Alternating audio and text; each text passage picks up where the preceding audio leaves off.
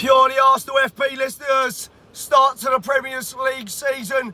Manchester United 0, Arsenal 1, CALA-PHOARRRRRRR-iiii. That's what I'm going to call this podcast, or this little video. I've got to try and do this in 5 minutes. I've got too much going on today. It's my wife's birthday as well. Happy birthday to my beautiful wife. What a day for it. Look, we weren't good. We weren't good at all, I don't think. But one thing I'm going to start with, a few things I want to say that might not get said. They probably will, but they might not. One thing is we never play well at Old Trafford.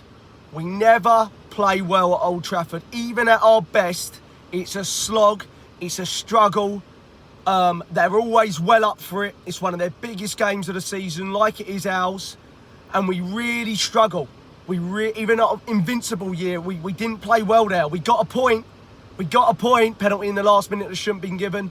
But, that, you know, you can count on one hand from, I've been a supporter 30 years of good performances at Old Trafford, generally. We just don't play well there. So I didn't expect us to. I expect us to play better than this. I didn't expect us to give up 21 shots. But, look, let's get into it. I thought we started all right. They started on the front foot more. But I thought we started okay. We looked like we were breaking out of our pockets. Odegaard was fantastic. Proper captain performance right there. Brilliant on the ball. In a slugfest like that, when you've got your technical maestro being the best player on the pitch, that is why he is 10 times the player and the captain, because Ozil never was one, than Mesut Ozil was from Arsenal Football Club. It's not a debate, it's a fact. He's a better player. He's a 10 times better player, and he's a leader for us. And some of the comments I've heard about Odegaard over the past few months are disgraceful, to be honest. He's a fantastic footballer. He's the best footballer we've got. And if we're going to win the league, we need him to be that good. Because he is that good. He's that good. That's what he is. So, I'll tell you that about him. It annoys me, the comments about Odegaard. He's fantastic. So start backing him, will ya? Okay, he's fantastic. And if we had a striker that wasn't, to be honest, unfit and heavy today, he'd have a couple of assists on his back as well. But look, it started, you know, like I said, we didn't play well. But the first big chance came to us and we took it. It was a corner in from Rice, right over the keeper. We knew that keeper was dodgy. Set pieces. He had a great game in the FA Cup against us last season, but we didn't test him enough. Didn't test him enough in this one. And that's why you start CALA-PHOARRRRRR. If you're going to start him, he's better in the air than Lewis Skelly, and he's better going forward than Lewis Skelly. I think he's more defensively vulnerable than him. I don't think he's as good in a one-on-one matchup. I think Mbeumo gave him trouble. I think more trouble than he gave Lewis Skelly, to be honest, but he tired by that point, so it's hard to say. But that's why you play CALA-PHOARRRRR. He's a big player, big game moments. I know it's a tap-in, but he's in the right place at the right time. Keeper does dreadfully. And at that point, the way we were playing, you felt it was going to be a long afternoon. And we were going to sit in and kind of, you know, not really play our football necessarily.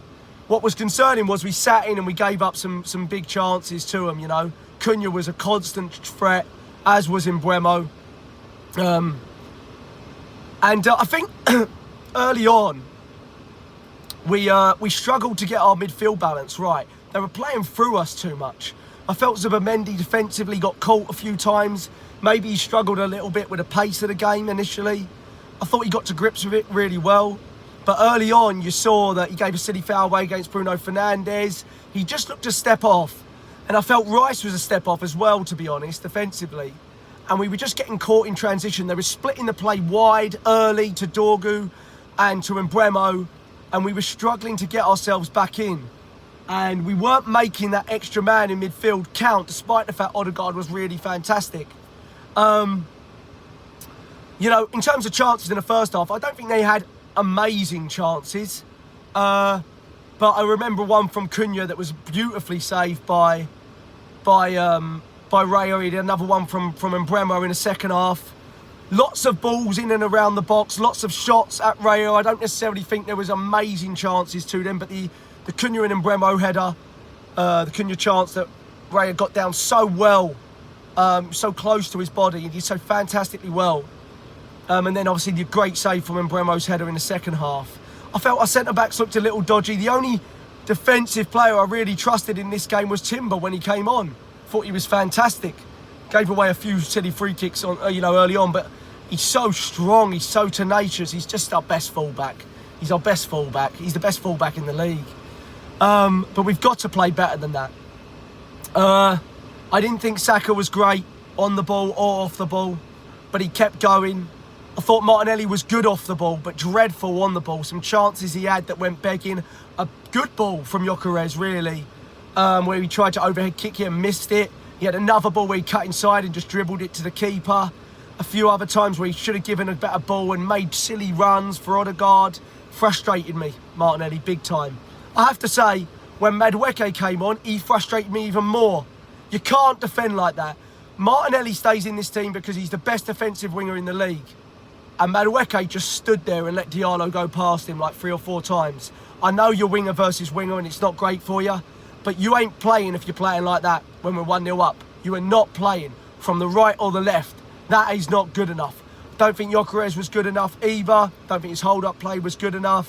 When he got through, ball got stuck under his feet. He had one decent cross, but overall I thought it was a disappointing performance and I thought Havertz was much better.